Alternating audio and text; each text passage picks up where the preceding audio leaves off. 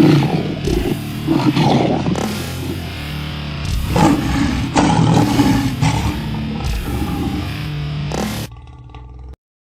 the port city of Bremerhaven on Germany's North Sea coast, approximately 4,000 American troops and 2,500 vehicles began arriving in early January. Known as the Iron Brigade, they're from the Army's 3rd Armored Brigade Combat Team of the 4th Infantry Division, based in Fort Carson, Colorado. This is the largest deployment of U.S. forces in Europe since the end of the Cold War, 25 years ago.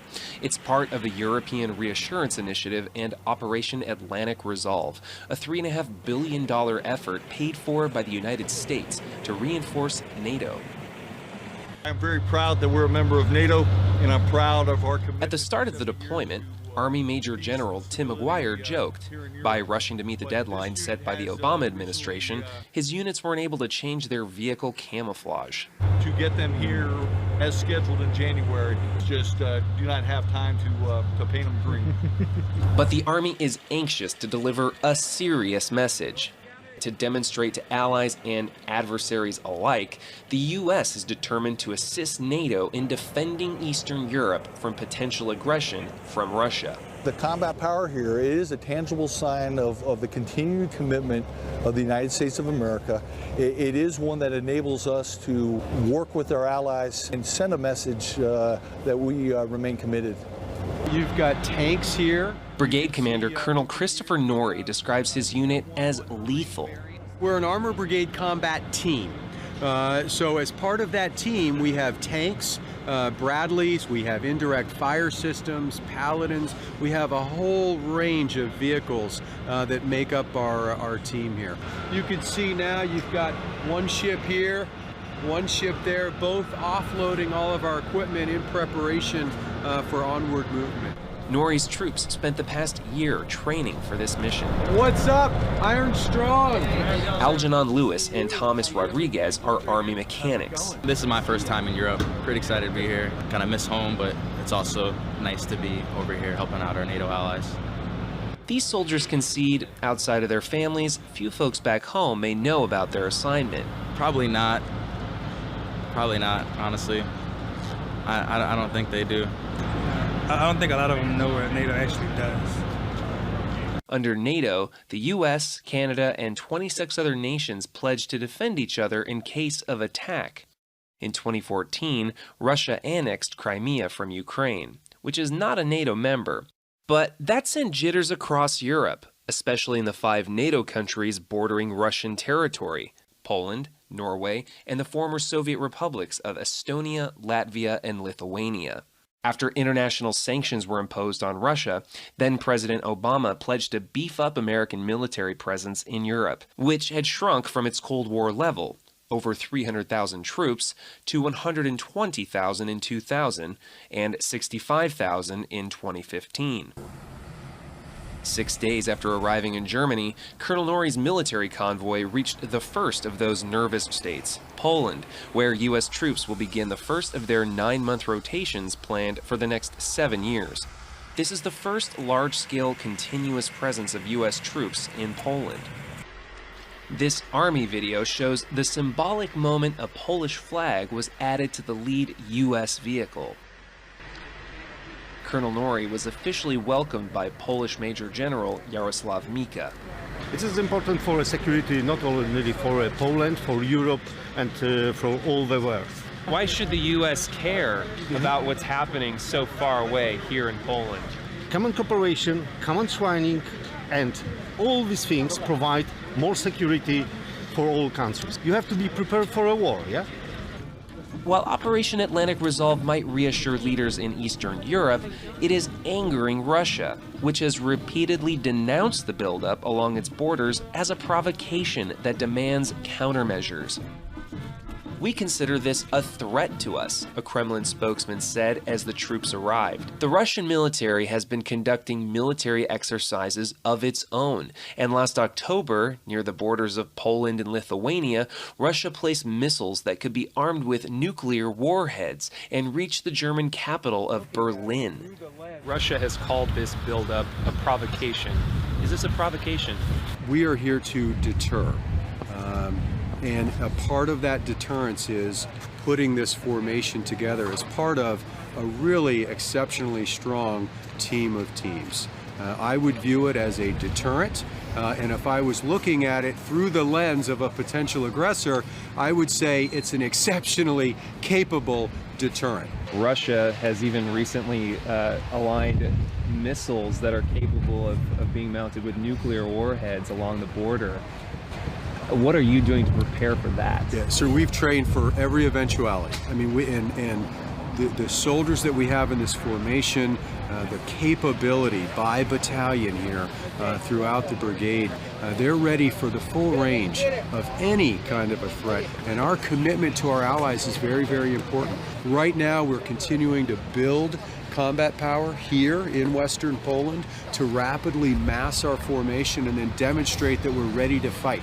Oh, they had to start a coup, with victims, bloody events, a civil war, terrifying the population in the southeast of Ukraine and in Crimea. And all for what? In my opinion, this is being done to justify the existence of NATO. An external enemy is needed, an external threat. Otherwise, what is the purpose of NATO? Armata tank may become remote controlled. Both Russia and China have recently successfully tested their hypersonic gliders, capable of breaching the American THAAD system, Terminal High Altitude Area Defense. An air-droppable missile defense complex is being developed for Russia's airborne forces to ensure that after landing, troops have the means to secure the skies and prevent inbound airstrikes. This system will be the first operating version of its kind in the world. Russia's all-new Buyan M missile corvette may be small, but the weapons it carries on board really boggle the mind. The servicemen of the Independent Rocket Artillery Brigade of Russia's Northern Fleet have received Bastion, NATO reporting name SSC-5, Mobile Coastal Defense Missile Systems, bomb-proof. Russian Terminator Girl tests the next-generation personal armor. The next-generation protective suit she was testing was developed by Central Research Institute of Precision Machine Building for Russian armed forces. More than 20 new types of robots are being developed in Russia that will someday be put to use in life-threatening situations on the battlefield. This is Russia's latest combat helicopter with a flight speed 450 plus kilometers per hour.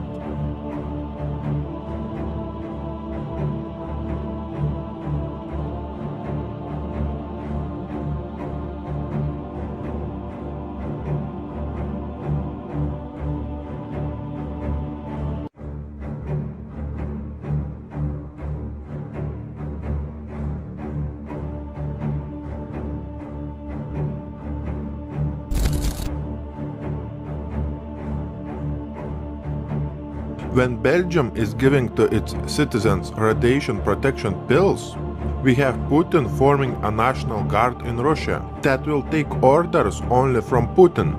In a sweeping reorganization of Russia's internal security apparatus, President Vladimir Putin has announced the creation of the new National Guard in Russia, a powerful new paramilitary unit charged with combating terrorism and organized crime and maintaining social order. Why did the president decide to create this new military unit now? The National Guard's personnel could be used on orders by the Russian president in operations aimed at maintaining or restoring global peace and security. It is very strange when we have Putin stating that he's not going to leave his position without fight, like Yanukovych, president of Ukraine, did. He just left his position without a fight.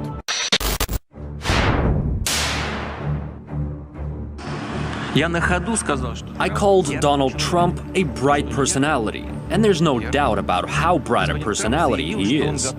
Trump said he wants to restore full-fledged relations with Russia. What's bad about that? All of us welcome it, don't you? In any case, we'll work with any president elected by the American people. However, the Americans keep lecturing others on democracy. But are their own elections really that democratic?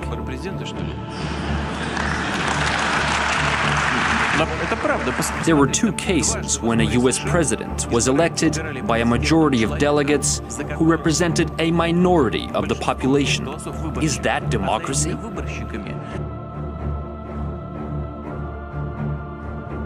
According to this website, the billionaire who is warning us about an MP attack on America, according to him, Illuminati is worshipping a different god than most of us. When a major conflict between world's superpowers is about to begin, we have Pope Francis and Patriarch Kirill signing some documents. What are they signing there? A new religion for us? When the World War III will be finished? A large-scale war should be averted at all costs. A new clash of world powers should be prevented at all costs. Russian Orthodox Patriarch Kirill said in an exclusive interview, stressing that both Russia and the US must do everything possible to improve relations and to prevent World War III at any cost. Patriarch Kirill warned that a confrontation between two major powers with immense destructive force have the potential to devastate the whole world. We have Patriarch Kirill going to Antarctica, blessing the water and land. He said, I quote, "When I blessed water in the Antarctic today, I thought about the whole earth that is below us, and I prayed for God's creation." Russia has 10 research stations in the Antarctic. There are about 30 nations who operate permanent